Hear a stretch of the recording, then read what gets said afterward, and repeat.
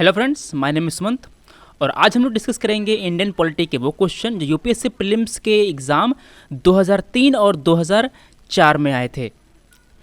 तो शुरू करते हैं हम लोग पहले सवाल से। 9th schedule to the Indian constitution was added by first amendment, 8th, 9th and 42nd amendment. किस अमेंडमेंट द्वारा 9th शेड्यूल को हमारे संविधान में ऐड किया गया था?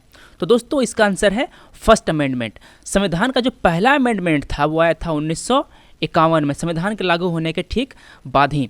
तो इस अमेंडमेंट के थ्रू हमारे संविधान में 9th शेड्यूल ऐड किया गया और एक आर्टिकल 31B ये ऐड किया गया।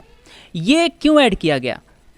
देखिए दोस्तों, उस समय हमारे जो सेंटर में जो सरकार थी वो लैंड रिफॉर्म पे ज़्यादा ध्यान दे रही थी। तो जो उस समय क्या था, उसमें जो राइट टू प्रॉपर्टी थी वो एक फंडामेंटल राइट थी और सरकार ने जो लैंड सीलिंग लगाई थी, लैंड सीलिंग लॉ पास किया था, उसके अनुसार क्या होता था, जो ज़मींदार होते थे उनके पास से जो ज़मीनें होती थी वो ले करके उन भूमिहीन किसानों को दी जाती थी जिनके पास ज़मीनें नहीं होती थी। तो जो ज़मींदार होते थे वो राइट टू प्रॉपर्टी के अंतर्गत वो अपना जो फंडामेंटल राइट है उसको वायलेशन करने का जो केस है वो फाइल कर देते थे सुप्रीम कोर्ट में। तो इसी कारण से ऐसे केसेस फाइल ना हो, इसीलिए उन्होंने 9th अमेंडमेंट बनाया। देखिए, अगर कोई लॉ बनता है जो आपका फंडामेंटल राइट वायलेट करता है, यहाँ पर आपके राइट टू प्रॉपर्टी ये अगर आपकी वायलेट करती है तो क्या होगा, सुप्रीम कोर्ट उस लॉ को ख़त्म कर देगा, उसको नल एंड वाइड करार दे देगा। तो इस लैंड सीलिंग लॉ को सुप्रीम कोर्ट के कोप से बचाने के लिए क्या किया गया, एक 9th शेड्यूल लाया गया। अगर कोई लॉ इस 9th शेड्यूल में जाकर के लिस्ट कर दिया जाता था तो सुप्रीम कोर्ट इस लॉ को नहीं रद्द कर सकता, उसको नल वर्ड नहीं करार दे सकता। तो दोस्तों इसका आंसर क्या है? इसका आंसर है फर्स्ट अमेंडमेंट। तो जानते हैं क्या हुआ फिर बाद में? एक सुप्रीम कोर्ट में एक केस फाइल हुआ, उसमें यह कहा गया कि सरकार ने इस 9th शेड्यूल का फ़ायदा उठा करके, ये लैंड सीलिंग वाला लॉ तो बढ़िया लॉ था कि जो किसान जिसके पास काफ़ी सारी ज़मीनें हैं उसे ज़मीन लेकर के जो भूमिहीन किसान उसको दी जाती थी। मगर सरकार बाद में करने क्या लगी कि सरकार बहुत सारे कानूनों को, सुप्रीम कोर्ट का जो जुडिशियल रिव्यू वाला पावर है इसको बाईपास करने के लिए वो कुछ अनडिजर्विंग लॉज को भी 9th शेड्यूल में ऐड करने लगे। मतलब कि ये जो 9th शेड्यूल था एक तरह से एक बक्सा बन गया जिसके अंदर सुप्रीम कोर्ट देख नहीं सकता, जिसके अंतर्गत इस शेड्यूल के अंदर जो भी लॉ है उसको वो नल वाइड करार नहीं दे सकता। तो इस कारण से सुप्रीम कोर्ट में एक केस फाइल हुआ। उस केस में सुप्रीम कोर्ट ने ये कहा कि आपका 9th शेड्यूल तो ठीक है, कोई प्रॉब्लम नहीं, मगर आप सुप्रीम कोर्ट से जुडिशियल रिव्यू का जो पावर है आप इससे छीन नहीं सकते। आपने 9th शेड्यूल बना करके सुप्रीम कोर्ट का जो ये पावर है आपने उसको छीनने की कोशिश करी थी। तो 9th शेड्यूल के अंदर जो भी कानून आप लिस्ट करेंगे उसको हमारे पास रिव्यू करने का अधिकार होगा, आप इससे बच नहीं सकते। तो दोस्तों इसका आंसर है फर्स्ट अमेंडमेंट। पिछले मेंस, अभी जो 2016 में जो मेंस हुआ दिसंबर में, उसी में एक क्वेश्चन आया था, शायद ये वाला कोयलहो लॉ वाला, ये जो केस था उस पर सवाल आया था। तो दोस्तों अगर आप इस शेड्यूल को पढ़े होते, इससे जो रिलेटेड जो लॉज हैं, जो केसेस हैं उसको पढ़े होते तो आप इस सवाल का जवाब आराम से दे पाते। यहाँ पर मैंने मेंशन किया है कि 9th शेड्यूल क्या है, जो आर्टिकल 31 भी है, इसका इंपॉर्टेंस क्या है। इसके बाद जो केस फाइल हुआ, this case was filed to challenge the 9th schedule. इसमें उन्होंने ये कहा कि जो लॉज हैं जो कि 9th शेड्यूल में रखे गए हैं, they are open to judicial scrutiny, such laws do not enjoy a blanket protection. तो दोस्तों ये जो पूरा केस है, ये जो पूरा इशू है, मैंने यहाँ पर मेंशन कर दिया है, आप इसको पढ़ लीजिए, आपको प्रीलिम्स में और मेंस में दोनों जगह काम आएगा। हम लोग देखते हैं अगला सवाल। आगे बढ़ने से पहले मुझे आप ये बताइए कि सुप्रीम कोर्ट को हमारे संविधान के किस आर्टिकल के अंतर्गत उन्हें जुडिशियल रिव्यू का पावर प्राप्त है? वो आर्टिकल कौन सा है, आपको ये बताना है। ये है पहला क्वेश्चन। दूसरा क्वेश्चन आप ये बताइए कि अगर आपका कोई फंडामेंटल राइट वायलेट होता है तो आप किस आर्टिकल के अंतर्गत सुप्रीम कोर्ट में सीधे जा सकते हैं, मतलब कि आप सुप्रीम कोर्ट में सीधे आप अपनी पिटीशन फाइल कर सकते हैं, और किस आर्टिकल के अंतर्गत आप हाई कोर्ट में आप अपनी याचिका दायर कर सकते हैं। दोनों के लिए आर्टिकल अलग अलग है दोस्तों। दोनों जो सुप्रीम कोर्ट है और हाई कोर्ट है, दोनों को रिट इशू करने का अधिकार है। चौथा क्वेश्चन आप ये बताइए कि सुप्रीम कोर्ट और हाई कोर्ट दोनों में से किस कोर्ट का जो रिट इशू करने का पावर है वो वाइड है, किसका पावर वाइडर है, किसका ज़्यादा स्कोप है? आप चारों का जवाब हमें बताइए। ये क्वेश्चन बहुत इंटरेस्टिंग है दोस्तों। यहाँ पर आपको कुछ लाइनें दी गई हैं। The joint sitting of two houses of the parliament in India is sanctioned under article 108 of the constitution. सही है क्या? जी हाँ दोस्तों, 108 आर्टिकल के अंतर्गत ही ये प्रोविजन दी गई है। पहला लाइन सही है। The first joint sitting of Lok Sabha and Rajya Sabha was held in year 1961। जी हाँ दोस्तों, ये भी सही है। अभी तक 3 बार हुई है। हम तीनों को देखेंगे अभी, पहले इसको देख लेते हैं। देखिए, पहली हुई थी 1961 में, जब हम लोग डाउरी प्रोहिबिशन बिल पास कर रहे थे। दूसरी कब हुई थी? दूसरी हुई थी 1978 में, जब हमने banking services commission repeal bill pass किया था। Third was held on prevention of terrorism bill 2002, जब हमने इस बिल को डिस्कस किया था। तीसरी लाइन देखते हैं। The second joint sitting of two houses of Indian parliament was held to pass the banking service commission repeal bill. सही क्या? जी हाँ दोस्तों, अभी मैंने बताया कि जो सेकेंड सिटिंग थी वो इसी बिल, बैंकिंग वाले बिल को पास करने के लिए हुई थी। मेरा आंसर, मेरा 1, 2 और 3 तीनों सही है। तो मेरा कौन सा ऑप्शन सही हुआ? मेरा ऑप्शन सही हुआ D, 1, 2 and 3 all are correct. अच्छा, ये बताइए कि जब लोकसभा और राज्यसभा दोनों का जब ज्वाइंट सिटिंग होता है तो उस सिटिंग को प्रिसाइड कौन करता है? आप इसका जवाब हमें दीजिए। Joint sitting of two houses are a extraordinary machinery way to resolve the deadlock between two houses. ये डेडलॉक कब होगा? इसके 3 कंडीशन है। जब if the bill is rejected by the other house, if the house have finally disagreed as to amend the bill, and third condition, if more than 6 months have been elapsed from the date of the receipt of the bill by the other house। ये 3 condition है जब हम लोग deadlock मानते हैं। इन तीनों condition में जो प्रेसिडेंट है वो एक ज्वाइंट सिटिंग के लिए दोनों हाउसेस को समन कर सकता है। कौन करेगा दोस्तों? हमारे राष्ट्रपति जी करेंगे, हमारा स्पीकर नहीं करेगा। हमारे राष्ट्रपति जी दोनों हाउसेस को समन करेंगे ताकि वो एक ज्वाइंट सिटिंग हो सके। और आपको एक बात और बता दूं कि काफ़ी टाइम क्वेश्चन आता है कि किस किस बिल को पास करने के लिए ज्वाइंट सिटिंग बुलाई जा सकती है। तो दोस्तों, जो ऑर्डिनरी बिल है उसको पास करने के लिए आप ज्वाइंट सिटिंग बुला सकते हैं। ऑर्डिनरी बिल और फाइनेंशियल बिल दोनों को पास करने के लिए बुला सकते हैं। अगर आपको मनी बिल पास करना है तो आपको ज्वाइंट सिटिंग बुलाने की ज़रूरत नहीं है। क्यों ज़रूरत नहीं है दोस्तों?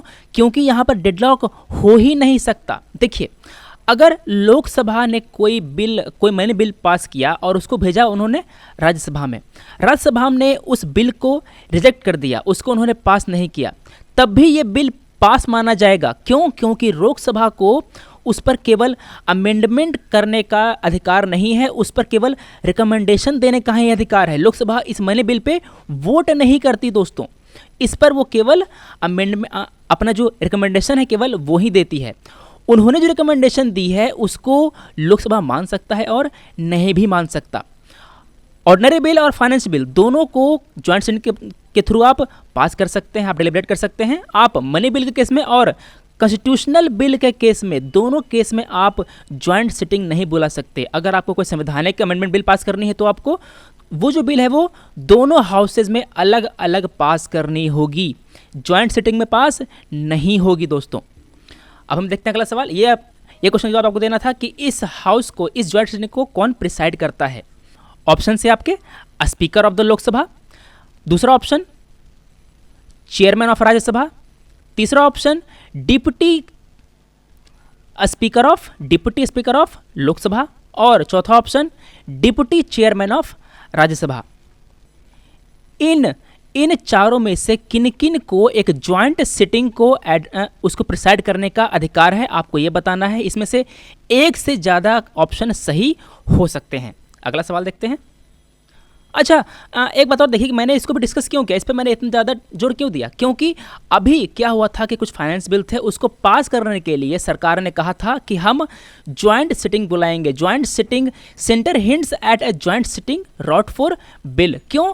देखिए, जब कोई ज्वाइंट सिटिंग होती है ना तो लोकसभा को एडवांटेज होता है। क्यों? क्योंकि जो लोकसभा का जो स्ट्रेंथ है वो ज़्यादा होता है, राज्यसभा का स्ट्रेंथ कम है। तो अगर कोई बिल ज्वाइंट सिटिंग में जाती है तो उसको पास होने का जो चांस है वो काफ़ी ज़्यादा हो जाता है।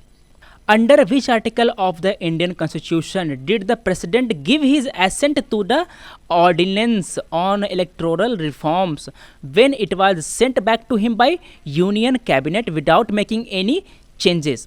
तो दोस्तों इस क्वेश्चन में आपको एक करंट इवेंट दी गई है जो कि 2002 में हुई थी। उस समय एक इलेक्टोरल रिफॉर्म के लिए एक ऑर्डिनेंस पास किया गया था, उसको हमारे यूनियन कैबिनेट ने, देखिए क्या होता है, ये है यूनियन कैबिनेट, ये है हमारा प्रेसिडेंट। अगर कैबिनेट ने कोई बिल भेजा है प्रेसिडेंट को उसका एसेंट लेने के लिए, तो प्रेसिडेंट के पास कुछ ऑप्शंस होते हैं, या तो वो उस बिल पे साइन कर देगा या उसको लौटा देगा फिर से उसको रिकन्सिडर करने के लिए। अगर प्रेसिडेंट उसको रिकन्सिडर करने के लिए लौटाता है तो जो कैबिनेट है उसको फिर से उसको देखेगा उस बिल को। अगर उस कैबिनेट ने उसी बिल को दोबारा भेजा अमेंडमेंट करके या बिना अमेंडमेंट किए वैसे का वैसा जैसा पहली बार गया था, तो प्रेसिडेंट के पास अब कोई ऑप्शन नहीं बचता, उसको अब अपना सिग्नेचर देना ही होगा। तो दोस्तों एक ऑर्डिनेंस पास किया गया था, उस प्रेसिडेंट को भेजा गया था, तो पूछ रहा है कि वो ऑर्डिनेंस किस आर्टिकल के अंतर्गत भेजा गया था। तो दोस्तों यहाँ पर आपके पास इसको अगर आप देखें इस स्टेटमेंट को, तो आपके पास दो इंटरप्रिटेशन मिलता है। पहला इंटरप्रिटेशन ये है कि ऑर्डिनेंस किस आर्टिकल के अंदर पास कर सकता है। दूसरा इंटरप्रिटेशन आप ये देख सकते हैं कि प्रेसिडेंट को साइन देना पड़ेगा दोबारा, है ना, अगर फिर से दिया जाए। देखिए when it was sent back to union, sent back by the union, तो यहाँ पर जो आर्टिकल है वो ये भी कह सकता था कि अगर दोबारा भेजा जाए तो उसको किस आर्टिकल के अंतर्गत अपना साइन देना मस्ट हो जाएगा, मस्ट साइन। तो दोस्तों यहाँ पर आर्टिकल 121, 122, 123, 124 चारों आर्टिकल आपको लगातार दिए गए हैं, 21, 22, 23, 24। इस तरह से आपको आर्टिकल देख करके इस क्वेश्चन को बहुत ही इजी बना दिया गया। आर्टिकल 123 ये जो है ये पावर देता है हमारे प्रेसिडेंट को ऑर्डिनेंस इशू करने का, ऑर्डिनेंस प्रोमलगेट करने का। आंसर है इसका सी। अगर ई ऑप्शन यहाँ पर आपको आर्टिकल नंबर 74 दे देता दोस्तों, तो ये क्वेश्चन काफ़ी ज़्यादा ही टफ बन जाता। क्यों? क्योंकि आर्टिकल 74 के अंतर्गत जो हमारे जो काउंसिल ऑफ मिनिस्टर हैं वो ये पावर है उनको कि देखिए मैंने क्या बताया था, काउंसिल ऑफ मिनिस्टर हैं, उन्होंने अपना इन्होंने जो एडवाइस दिया ये दिया प्रेसिडेंट को। इस एडवाइस को प्रेसिडेंट मान लेगा या उसको फिर रिकन्सिडर करने के लिए बोलेगा। तो president may require the council of minister to reconsider such advice and president shall act in accordance with the advice tendered after such reconsideration। यहाँ पर shall यूज किया गया है दोस्तों, उसको साइन करना, उसको अपना एसेंट देना, उसको फॉलो करना मस्ट हो जाएगा। तो अगर उन्होंने इस ऑर्डिनेंस को लौटाया होता और उसी ऑर्डिनेंस को उन्होंने फिर से पास कर दिया, उन्होंने फिर से प्रेसिडेंट के पास भेज दिया, तो अब प्रेसिडेंट को उस ऑर्डिनेंस को इशू करना भी पड़ेगा, उसको प्रोमलगेट करना ही पड़ेगा।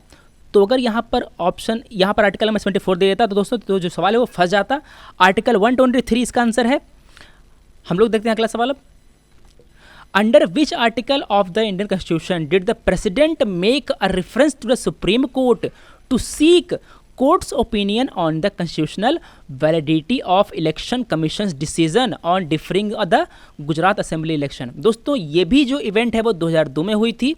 ये क्वेश्चन करंट अफेयर का है। देखिए जो सवाल आते हैं पॉलिटी के वो करंट प्लस स्टैटिक दोनों को मिला करके एक बेहतरीन सवाल कैसे बनाया जाता है, ये मैंने देखा पिछले क्वेश्चन में और ये हमने देखा इस वाले क्वेश्चन में। एक करंट अफेयर का जो इवेंट लेकर के आपसे पूछा गया कि वो आर्टिकल कौन सा है जिसके अंतर्गत ये इवेंट हुआ है, इस किस आर्टिकल के अंतर्गत प्रेसिडेंट अपना एडवाइस ले सकता है सुप्रीम कोर्ट से। तो दोस्तों इसका आंसर है बी। आर्टिकल 143 के अंतर्गत हमारे प्रेसिडेंट को ये पावर दी गई है कि वो हमारे सुप्रीम कोर्ट से एडवाइस ले सकता है in the 2 categories of matter. पहला कौन सी कैटेगरी है? पहला कैटेगरी है on any question of law of public importance which has arisen और which is likely to arise. इस केस में जो सुप्रीम कोर्ट है वो अपना जो ओपिनियन है वो दे भी सकता है और नहीं भी दे सकता है। दूसरा कौन सा केस है दोस्तों? On any dispute arising out of any pre constitution treaty. संविधान के लागू होने से पहले अगर कोई ट्रीटी साइन हुई है तो उस ट्रीटी के कारण जो डिस्प्यूट राइज हुआ है, कोई हुआ है, उसके पर अगर कोई ओपिनियन मांगी जाती है तो सुप्रीम कोर्ट को अपना ओपिनियन देना मस्ट हो जाएगा। अगर देखिए सुप्रीम कोर्ट पहले केस में ओपिनियन दे सकता है और नहीं भी दे सकता, दूसरे केस में सुप्रीम कोर्ट को अपना ओपिनियन देना ही पड़ेगा। अब बात यह है दोस्तों कि सुप्रीम कोर्ट ने मान लेते हैं कि उन्होंने अपना ओपिनियन दे दिया। इशू ये है कि सुप्रीम कोर्ट ने अपना ओपिनियन दे दिया, मगर ये जो ओपिनियन होगा वो हमारे प्रेसिडेंट पे बाइंडिंग नहीं होगा दोस्तों। वो ओपिनियन हमारे प्रेसिडेंट पे बाइंडिंग नहीं होगा, वो उसको फॉलो कर सकते हैं और फॉलो नहीं भी कर सकते हैं। अभी तक जो रेफरेंस है वो कई सारे केस में लिया गया है।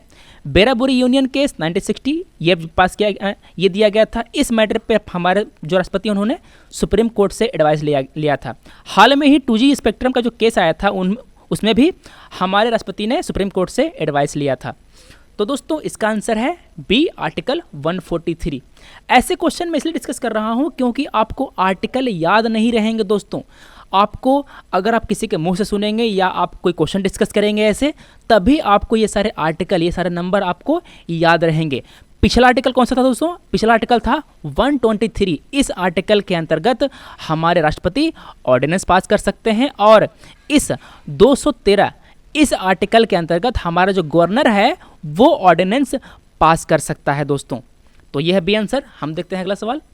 Which one of the following articles of the Indian Constitution provides that it shall be the duty of Union to protect every state against external aggression and internal disturbance?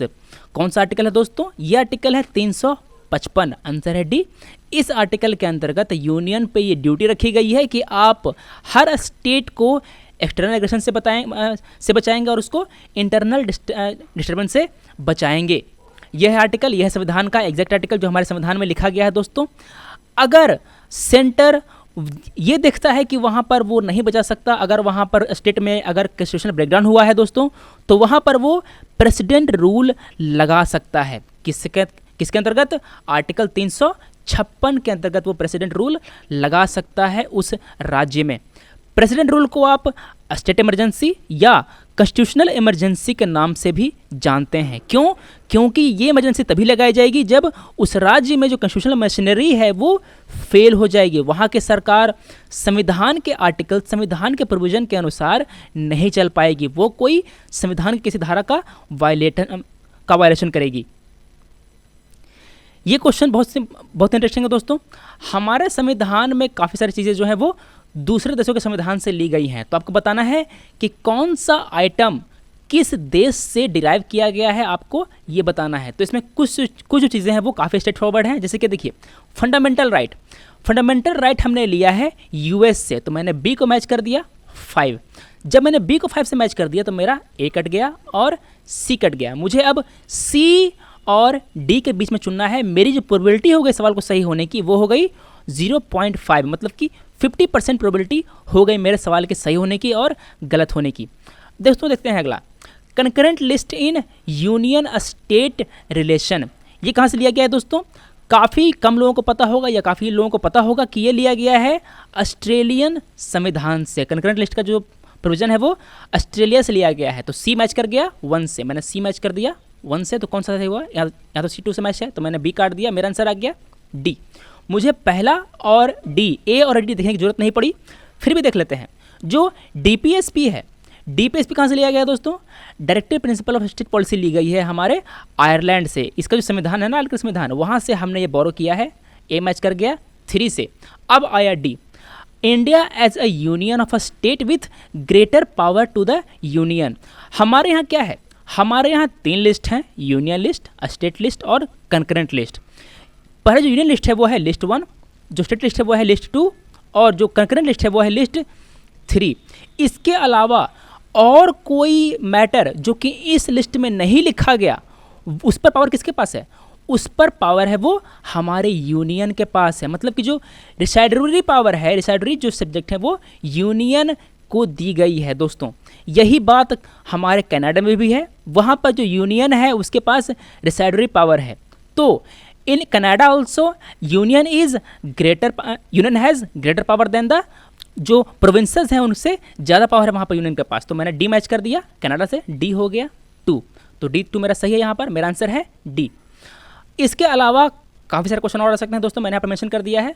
हमने जो गवर्नमेंट ऑफ इंडिया एक्ट 1935 है उससे क्या क्या लिया है, हमने लिया है federal scheme, office of governor, judiciary का जो पावर होता है वो लिया है हमने, पब्लिक सर्विस कमीशंस ये हमने लिया है, इमरजेंसी प्रोविजन दोस्तों आपको लगेगा कि ये हमने जर्मनी से लिया है, मगर नहीं, ये हमने अपने गवर्नमेंट ऑफ इंडिया एक्ट 1935 से लिया है।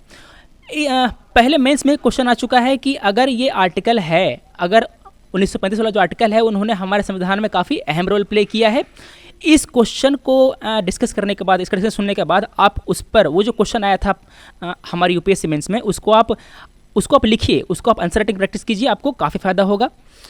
और देखिए जो ब्रिटिश कॉन्स्टिट्यूशन है वहाँ से हमने क्या क्या लिया है, वहाँ से हमने लिया है parliamentary government, rule of law, जो सिंगल सिटीजनशिप है वो हमने वहाँ से लिया है। देखिए जो यूएस है वहाँ पर ड्यूअल सिटीजनशिप है, वहाँ पर एक नागरिक जो है वो यूएस का भी नागरिक है और उस स्टेट का भी नागरिक है जहाँ वो रह रहा है।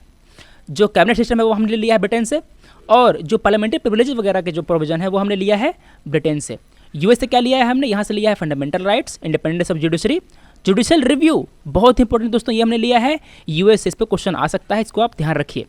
इम्पीचमेंट ऑफ प्रेसिडेंट ये हमने लिया है यूएस से, removal of supreme court and high court जजेस यूएस से, post of vice president US से।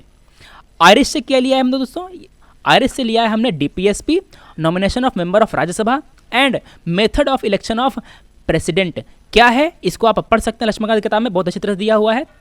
कनाडा से हमने क्या लिया है, कनाडा से हमने लिया है federation with strong state, wasting of residuary power दोस्तों। इसी तरह काफ़ी लंबी लिस्ट है दोस्तों, इसको आप पढ़ लीजिए। जो जापान है वहाँ से हमने लिया है प्रोसीजर इस्टेब्लिश्ड बाय लॉ, और हमने जो ये लिया है ideals of liberty, equality and fraternity, इसको हमने लिया है अपने फ्रेंच कॉन्स्टिट्यूशन से। अब हम देखते हैं अगला सवाल। each one of the following bill must be passed by each house of the Indian parliamentary separately by a special majority। ध्यान दीजिए दोस्तों, यहाँ पर स्पेशल मेजोरिटी वर्ड इस्तेमाल किया गया है। तो अगर आपको कोई ऑर्डिनरी बिल पास करना है तो क्या करना होगा, आपको सिंपल मेजोरिटी चाहिए होगी। Money bill simple majority, finance bill simple majority. संविधान का अमेंडमेंट करने के लिए अगर कोई बिल पास करते हैं आप तो वो है स्पेशल मेजोरिटी से पास करना होगा। एक तो आपको हिंट दे दिया कि स्पेशल मेजोरिटी चाहिए, दूसरा क्या दिया हिंट उसने, उन्होंने ये कहा कि this bill must be passed by each house separately. तो देखिए ऑर्डिनरी बिल और फाइनेंस बिल दोनों को पास करने के लिए आप ज्वाइंट सिटिंग बुला सकते हैं, मैंने काट दिया ए और सी। मनी बिल को पास करने के लिए आप ज्वाइंट सिटिंग नहीं बुला सकते, लोकसभा ने पास कर दिया बहुत है, राज्यसभा को पास करने का अधिकार नहीं, वो केवल रिकमेंडेशन दे सकता है, मैंने बी काट दिया, तो मेरा आंसर है डी। तो दोस्तों आपको दो हिंट दिया गया था, पहला हिंट क्या था, बाय सेपरेट हाउसेज, पहला हिंट दिया गया था। दूसरा हिंट दिया गया था क्या था कि आपको वो बिल है जो स्पेशल मेजोरिटी से पास करना होगा। तो आंसर क्या है, आंसर है डी। ये दो बातें कह करके उन्होंने आपके जो क्वेश्चन है उसको काफ़ी ईजी बना दिया। Which of the following constitutional amendment are related to raising the number of members of Lok Sabha to be elected from the states, कौन सा है दोस्तों, ये है हमारा अमेंडमेंट नंबर 7 एंड 31। इन दो अमेंडमेंट के थ्रू जो लोकसभा का जो स्ट्रेंथ है वो बढ़ाया गया था, आंसर है सी। यहाँ पर मैंने दिया है यहाँ पर 7th अमेंडमेंट और 31st अमेंडमेंट। अगला सवाल, which one of the following schedules of Indian constitution list the name of states and specifies their territory. तो state, union territories and their territories, ये सब किस शेड्यूल में लिखा गया है दोस्तों, ये लिखा गया है हमारे फर्स्ट शेड्यूल में, आंसर है ए। मैंने पिछले वीडियोस में आपको फर्स्ट शेड्यूल में क्या क्या लिस्ट किया गया है मैंने आपको पहले ही दिखा दिया है, अभी भी दिखाऊंगा। उससे पहले मैं अगला सवाल देख लेता हूँ। विच one of the following statements correctly describe the 4th schedule of constitution of India. यहाँ पर है पहला शेड्यूल, यहाँ पर है 4th शेड्यूल। इसमें क्या है दोस्तों, it contains the scheme of distribution of powers between union and state. ये किसमें है दोस्तों, डिस्ट्रीब्यूशन ऑफ पावर्स मतलब कि डिस्ट्रीब्यूशन ऑफ सब्जेक्ट, ये दिया गया है हमारे 7th शेड्यूल में, 4th में नहीं है भैया, एक आटो। बी है it contains the language listed in the constitution. कौन कौन से हमारे ऑफिशियल लैंग्वेज हैं वो किस शेड्यूल में है दोस्तों, 4th में तो नहीं ही है। It contains the provisions regarding the administration of tribal area. दोस्तों आप हमारा 5th शेड्यूल और 6th शेड्यूल इसको अच्छे से पढ़ के जाइएगा। आपको GS3 का जो सिक्योरिटी वाला पार्ट है ना, जहाँ पर हम लोग जो नक्सलिज्म है, फिर नॉर्थ ईस्ट में जो इश्यूज हो रहे हैं वो सब पढ़ते हैं, तो आप इस दोनों लिस्ट को आप पढ़ लीजिए। आप पैसा भी देख लीजिए, आप इन दोनों को आप लक्ष्मीकांत से देख सकते हैं। ये आंसर नहीं है। 4th schedule is related to the allocation of seats in the council of state. हर राज्य से कितने कितने लोग आएंगे हमारे राज्यसभा में, ये बताता है हमारा 4th शेड्यूल। आंसर है डी। देखिए अब मैं दिखाता हूँ आपको वो शेड्यूल्स। ये है मेरा 1st शेड्यूल दोस्तों। इसमें हर राज्य का name of the state and their territories दोनों मेंशन की गई है। आंध्रा, आसाम, बिहार, गुजरात, केरला, मध्य प्रदेश, तमिलनाडु, सबका राज्य का नाम और उनकी टेरिटरी यहाँ पर मेंशन कर दी गई है। अगर आपको कोई नया राज्य बनाना है, आपको कोई नया राज्य खत्म करना है, अगर किसी राज्य को आपको डिवाइड करना है, तो आपको जो फर्स्ट शेड्यूल है उसको आपको अमेंड करना होगा। यहाँ पर स्टेट के अलावा दोस्तों यहाँ पर यूनियन टेरिटरी भी लिखी गई हैं। दिल्ली, अंडमान निकोबार, लक्षद्वीप, दादरा नगर हवेली, दमन दीव, पुडुचेरी, छत्तीसगढ़, चंडीगढ़। दोस्तों यहाँ पर देखिए, यहाँ पर हमने जो तेलंगाना है उसका नाम हमने नहीं देखा, मतलब कि जो संविधान है वो उस तेलंगाना के बनने से पहले का है। अब हम आते हैं अपने 4th शेड्यूल पर, उसमें क्या लिखा है। ये है हमारा संविधान का 4th शेड्यूल। यहाँ पर देखिए आपको हर राज्य से कितने लोग चुन करके राज्यसभा में जाएंगे। टू ईच स्टेट और union territory specified the first column of the following table there shall be allotted the number of seats to that state और union territory as the case में भी। यहाँ पर आंध्र से आएगा 18, असम से आएगा 7, बिहार से आएगा 16। इसी तरह हर राज्य से कितने कितने लोग जाएंगे वहाँ पर ये सब मेंशन कर दिया है। Allocation of seats in the council of state, Rajya Sabha. अब हम देखते हैं अगला सवाल। यहाँ पर आपको पहचानना है कि विच of the following is not correct. ये क्वेश्चन इसमें पहचानना है आपको not correct. The appropriation bill must be passed by both the houses of the parliament before it can be enacted into the law. उस अप्रोप्रिएशन बिल को हर house से separately पास करना होगा। सही है क्या? अप्रोप्रिएशन बिल जो है वो एक मनी बिल है दोस्तों, इसको राज्यसभा से पास कराने की जरूरत नहीं है, उस पर केवल उसका रिकमेंडेशन चाहिए। मुझे पहला ही जो लाइन है वो गलत मिल गई, मैंने आंसर लगा दिया ए। अगर आपके पास समय कम है तो आप आगे बढ़ जाइए, अगर आपके पास समय है तो दोस्तों बी, सी और डी तीनों को पढ़ करके इंश्योर कर लीजिए कि वो आंसर नहीं है। No money shall be withdrawn from the consolidated fund of India except under the appropriation made by appropriation act. तो देखिए, अगर आपको CFI consolidated fund of India से आपको पैसे निकालने हैं तो आपको एक बिल पास करना होगा दोस्तों। ये जो है बी है वो लाइन ये सही है। लाइन सही है मतलब क्या? मुझे क्या देना था? मुझे देना था नॉट करेक्ट, तो मेरा बी आंसर नहीं हुआ। Finance bill is required for proposing new taxes but no additional act is required for making changes in the rate of taxes which are already under operation. सही है दोस्तों। No money bill can be introduced except on recommendation of the president. जी हाँ दोस्तों, president के recommendation के बाद ही money bill पेश होता है। मेरा बी सही है, सी सही है और डी भी सही है। कौन सा लाइन सही नहीं था? ए लाइन सही नहीं थी, इसलिए मैंने लगाया आंसर ए। अगला सवाल, survey of India is under the ministry of. कौन सी मिनिस्ट्री के अंदर दोस्तों? ये साइंस एंड टेक्नोलॉजी मंत्रालय के अंतर्गत है। ये जो डिपार्टमेंट है इसके अंतर्गत है। आंसर है D. Survey of India was set up in the 1767. It is under the Department of Science and Technology. अगला सवाल, which one of the following articles of the Constitution of India says that the executive power of every state shall be so exercised as not to impede or prejudice the exercise of executive power of the union? कौन सा article है दोस्तों? ये article है 257। Answer है ए। 257 के अंतर्गत ये साफ लिखा गया है दोस्तों, ये लाइन पूरी छाप दी गई है इस आर्टिकल से दोस्तों। इसीलिए आपको देखिए, एक किताब आती है बख्शी साहब की, अगर आप लक्ष्मीकांत पढ़ रहे हैं तो उसके साथ साथ उसके जो बेयर एक्ट हैं, मतलब कि जो भी प्रोविज़न है उस संविधान के, उसको आप उस किताब से पढ़ लीजिए। शायद वो PM बख्शी की किताब है, काफ़ी सस्ती किताब है दोस्तों, इसको आप खरीद सकते हैं। इस किताब में आपको संविधान के आर्टिकल लिखे गए हैं और इसके नीचे उसका शायद कुछ इवेल्युएशन भी दिया गया है दोस्तों कि इसमें क्या क्या चेंजेस हुए थे, इसमें क्या फ़ायदे हैं वगैरह वगैरह। तो आप लक्ष्मीकांत के साथ साथ PM बख्शी भी देख सकते हैं, मगर आपकी जो प्राइम बुक होगी वो लक्ष्मीकांत होगी। अगला सवाल ये है मैचिंग वाला। यहाँ पर आपको 2 लिस्ट दिए गए हैं, लिस्ट 1 एंड लिस्ट 2। पहले में दिया गया है आपके fundamental rights, article number 14, 15, 16 and 17। आपको मैच करना है उसको। तो देखिए, आर्टिकल 17 डील करता है अनटचेबिलिटी से, अनटचेबिलिटी को एबॉलिश करता है दोस्तों। तो मैंने क्या किया, मैंने डी को मैच कर दिया 3 से आराम से। Untouchability is abolished in its practice in any form is forbidden. Untouchability को एबॉलिश कर दी गई है और इसका जो प्रैक्टिस है वो फॉरबिडन कर दिया गया है दोस्तों। तो इसमें चारों में सबसे आसान है 17। अगर आपको 17 नहीं मालूम था तो जो स्थिति है काफ़ी गंभीर है, आपको फंडामेंटल राइट आपको बहुत ही अच्छे से पढ़ना होगा। मैंने डी मैच कर दिया 3 से। डी 3 से मैच कर रहा है क्या, डी 3 से मैच कर रहा है मेरा ए में और सी में। मैंने बी और डी देखते ही काटा, मेरा जो क्वेश्चन सही होने की प्रोबेबिलिटी है वो हो गई 50%। अब या तो सही होगा या तो गलत होगा। अब देखिए अगला देखते हैं आर्टिकल नंबर 14। ये काफ़ी आसान आर्टिकल है दोस्तों।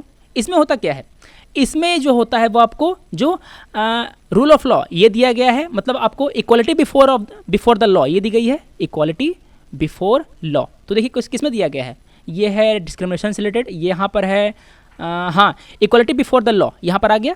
मेरा 4 मैच कर आर्टिकल 4 मैच कर गया सेकंड से। The state shall not deny to any person equality before the law और इक्वल प्रोटेक्शन ऑफ लॉ। दोनों का मतलब अलग होता है दोस्तों, equality before the law and equal protection of laws. अगर भविष्य में कभी ऐसा मौका आया तो मैं दोनों को डिस्कस करूंगा। अभी आगे बढ़ते हैं। ए का हो गया 2 से, ए का हो गया भाई ये तो सही नहीं हुआ, दोनों में A2 है, फिर हमें देखना पड़ेगा। मैंने ए का कम कर दिया, मैं डी का कम कर दिया। आर्टिकल 15 ये जो आर्टिकल है वो आपको फंडामेंटल राइट देता है कि आपको किसी से डिस्क्रिमिनेट ना किया जाए on the basis of religion, race, caste, sex and place of birth वगैरह वगैरह। तो मैंने बी मैच कर दिया 1 से। जैसे मैंने बी मैच किया 1 से तो मेरा क्या हुआ, मैंने ऑप्शन सी लगा दिया दोस्तों, मैंने ए ऑप्शन काट दिया। मेरा आंसर सही है, मैंने कन्फर्म कर लिया। वैसे भी जो आर्टिकल 16 है वो ये कहता है कि there shall be equality of opportunity for all citizens in matters related to employment और appointment to any office under the state. 16 match कर गया 4 से। अब हम देखते हैं अगला सवाल। अच्छा इसके बाद मैं आपको बता देता हूँ कि जो आर्टिकल है, जो बेयर आर्टिकल है वो कैसे हैं। देखिए यहाँ पर मैंने यहाँ पर मेंशन किया है इक्वालिटी बिफोर द लॉ, ये आर्टिकल 14, 15, 16 एंड 17 सारे को आप पढ़ लीजिए। अब हम देखते हैं अगला सवाल। ये क्वेश्चन है दोस्तों ऑर्डर ऑफ प्रेसिडेंस पे। ऑर्डर ऑफ प्रेसिडेंस को मैंने अपने पिछले लेक्चर्स में जो पॉलिटिक्स जो लेक्चर्स थे उसको मैंने डिस्कस कर दिया है। वहाँ पर सारे जो पोस्ट हैं, जो गवर्नमेंट पोस्ट हैं, सारे संवैधानिक पोस्ट जो हैं वो उसका प्रेसिडेंस क्या है मैंने वहाँ पर दिखा दिया है। ये क्वेश्चन उससे रिलेटेड है, ये क्वेश्चन 2003 में आया था। As per Indian protocol who among the following ranks highest in the order of precedence. तो इनमें से इन चारों में से जो गवर्नर होता है उसका प्रेसिडेंस सबके ऊपर होता है। आंसर है सी। देखिए जो चीफ जस्टिस ऑफ इंडिया है उसका प्रेसिडेंस है 6th, जो कैबिनेट मिनिस्टर है उसका है 7th और चीफ इलेक्शन कमिश्नर उसका है 9th, सेक्रेटरी का है 11th। इसी तरह ये जो लिंक दी गई है आप जा सकते हैं, इसको मैंने पिछले वीडियोज़ में अच्छे से एक्सप्लेन किया था, आप उसको देख सकते हैं। जो पुराने पॉइंट्स हैं उसको दोबारा डिस्कस करने से फ़ायदा नहीं है। क्यों? क्योंकि जितने समय में मैं आपको पुराने पॉइंट डिस्कस करूंगा उतने टाइम में मैं आपको नई बातें बता दूंगा। जो मैंने आपको पहले बातें बता चुकी हैं वो तो आप देख ही सकते हैं पीछे जा करके, है ना। तो देखिए ये दिया गया है आपको फाइनेंस कमीशन से, आपको फंक्शंस बताने हैं उसके। To allow the withdrawal of money out of the constituted fund of India. दोस्तों ये जो पावर है वो दी गई है हमारे पार्लियामेंट को। CFI से मनी विड्रॉ करने का जो परमिशन होता है वो केवल पार्लियामेंट दे सकता है। फाइनेंस कमीशन के पास ये पावर नहीं होती, वो अलाउ या डिसअलाउ नहीं कर सकता। मैंने काट दिया 1। जैसे ही मैंने 1 काटा तो मेरा क्या हो गया, मैंने काटा A और मैंने काटा D, मुझे मिल गया B और C। दोस्तों आपको एग्जाम में क्वेश्चन ऐसे ही सॉल्व करने हैं। आपको एलिमिनेशन जो तरीका होता है वो बेस्ट तरीका होता है। इससे आपके क्वेश्चन के सही होने की प्रोबेबिलिटी काफ़ी बढ़ जाती है और आप केवल कम ऑप्शन पर आप ध्यान दे पाते हैं। देखिए यहाँ पर है 2, 3, यहाँ है 3, 4, मतलब कि मेरा जो 3 है वो सही है, मुझे इस पर ध्यान नहीं देना। मुझे अब ध्यान देना है 2 पर और 4 पर। 2 और 4 में कौन सा सही है मुझे अब ये डिसाइड करना है। To allocate between states the share of proceeds of tax. सही क्या दोस्तों? जी हाँ, फाइनेंस कमीशन ही बताता है कि ऊपर से कितना पैसा आएगा। ये है सेंटर, ये है स्टेट्स। स्टेट काफ़ी सारे स्टेट्स हैं। तो सेंटर से स्टेट की ओर कितना पैसा जाएगा मुझे ये बताता है, और स्टेट के बीच में कितना कितना पैसा बटेगा वो बताता है फाइनेंस कमीशन। दोनों बातें बताता है। मान लेते हैं कि 100 रुपये आया, 100 रुपये में से जो 60 रुपये है वो गया सेंटर के पास और जो 40 रुपये है वो गया स्टेट के पास। अब इस 40 रुपये में से इन स्टेट को कितना कितना मिलेगा वो भी बताता है हमारा फाइनेंस कमीशन। 2 रुपये तुम लो, 6 रुपये तुम लो, 8 रुपये तुम लो, ऐसे ऐसे ये भी बताता है फाइनेंस कमीशन। तो मेरा जो सेकंड है वो सही है। जैसे मैंने सेकंड सही किया तो मैंने आराम से क्या किया, बी आंसर लगा दिया। मुझे 4 देखने की जरूरत भी नहीं पड़ी दोस्तों। फिर भी मैं 4 देखूंगा, क्यों? क्योंकि मैं अभी डिस्कशन कर रहा हूँ, मैं एग्जाम हॉल में नहीं हूँ।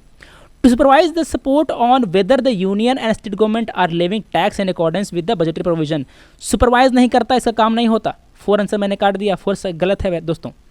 तीसरा देखिए, to consider the application of grant in aid from the state, सही है क्या? जी हाँ सही है, 3 सही है। मेरा आंसर क्या है? बी।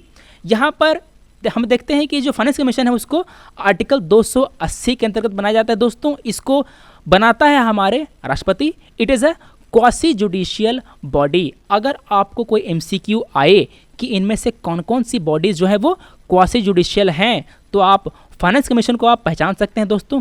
कई सारे ऑप्शन आ सकते हैं, election commission, finance commission, UPSC, ऐसे ऐसे आपको कई सारे बॉडीज देंगी, आपको पहचाना रहेगा। मल्टीपल चॉइस क्वेश्चन होगा, आप पहचान लीजिए। हमारा जो फाइनेंस कमीशन है वो रिकमेंडेशन किसको भेजता है?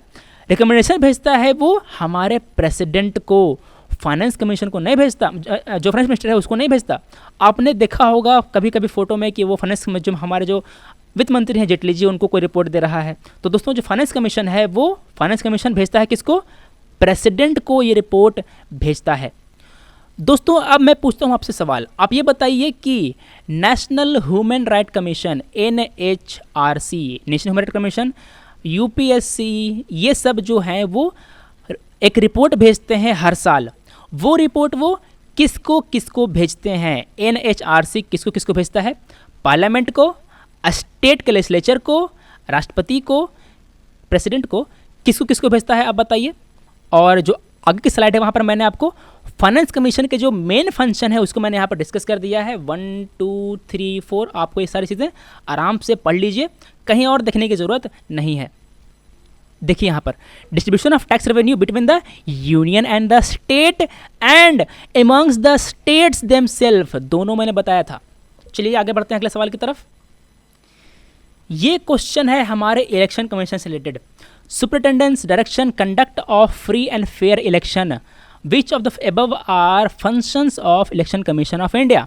तो जो पहला है वो इलेक्शन कमीशन का फंक्शन है, मैंने पहला सही किया। तो देखिए यहाँ पे 1 है, यहाँ 1 नहीं है, मैंने B काटा, यहाँ 1 है, यहाँ 1 है, यहाँ 1 है। अब मुझे A, C और D में से चुनना है। प्रिपरेशन ऑफ इलेक्टोरल रोल्स, जी हाँ है function. Of all election to the parliament, state legislature, office of president and vice president, सही है क्या? जी हाँ दोस्तों सही है। ये इन सब के लिए इलेक्टोरल रोल तैयार करता है। मेरा दूसरा भी सही है। तो देखिए यहाँ पर 2 है, यहाँ पर 2 नहीं है, मैंने C काटा। अब मुझे चुनना है A के बीच में और D के बीच में। अगला देखिए, giving recognition to political parties, देता है क्या? जी हाँ पॉलिटिकल पार्टीज को रिकॉग्नाइज करता है। अलॉटिंग इलेक्शन सिंबल्स, जी हाँ पॉलिटिकल पार्टीज का इलेक्शन सिंबल क्या होगा ये भी डिसाइड करता है ये। And individuals contesting the election, जो हमारे जो इंडिपेंडेंट है, निर्दलीय उम्मीदवार हैं, उसको भी ये सिंबल प्रदान करता है। तीसरा भी सही है। तो मेरा जब मैंने 3 सही किया तो मैंने आराम से D काटा और मेरा आंसर लगा दिया A। अब मैं देखूंगा कि जो 4 है वो सही है कि नहीं। Proclamation of final verdict in case of election dispute, ये इलेक्शन कमीशन का काम नहीं है दोस्तों, ये कोर्ट का काम है। मैंने 4 काटा, मेरा आंसर है A। अब देखते हैं हम अगला सवाल।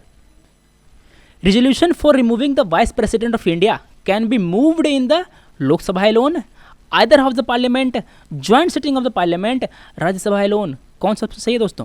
तो वाइस प्रेसिडेंट को रिमूव करने के लिए जो रेजोल्यूशन होता है वो हमारे राज्यसभा में पास होता है। इस रेजोल्यूशन को पास करने के बाद ये जो चीज़ है वो लोकसभा के अंदर जाती है। लोकसभा को इसको स्वीकार करना होगा कि हाँ ठीक है, आप वाइस प्रेसिडेंट को हटा सकते हैं। जैसे ही ये लोकसभा में पास होगा वैसे ही हमारे उपराष्ट्रपति जी हट जाएंगे। तो आंसर क्या है? आंसर है D। आर्टिकल 67B के अनुसार a vice president may be removed from his office by a resolution of council of state passed by a majority of all the then member of the council and agreed to by the house of parliament। इस resolution को agree करना पड़ेगा। लोकसभा अगर agree नहीं होगा तो काम बिगड़ जाएगा। तो मेरा आंसर है D। अगला सवाल, archaeological survey of India is an attached office of department ministry of what? Culture, tourism, science, technology and और MHRD। कौन सा? तो दोस्तों जो आर्कियोलॉजिकल सर्वे ऑफ इंडिया है वो स्टेब्लिश किया गया था 1861 में। ये मिनिस्ट्री ऑफ कल्चर के अंतर्गत है। आंसर है ए। तो दोस्तों आज हमने डिस्कस किए वो क्वेश्चन जो कि 2003 में आए थे, 2004 में आए थे। दोस्तों आप देख रहे हैं कि इस लेक्चर बनाने में कितनी मेहनत लगती है दोस्तों। तो आपसे गुजारिश रहेगी कि अगर आपको ये लेक्चर पसंद आए दोस्तों तो आप अपने मित्रों के साथ शेयर कर सकते हैं। आपको करना क्या है, आप फेसबुक पे या आप व्हाट्सएप पे, अगर आप फ़ोन पर देख रहे हैं तो आप व्हाट्सएप खोलिए, वहाँ पर आप इसको शेयर कर सकते हैं दोस्तों, हमें काफ़ी हेल्प मिलती है। तो अब हम मिलते हैं अगले वीडियो में। Thanks for watching, take care.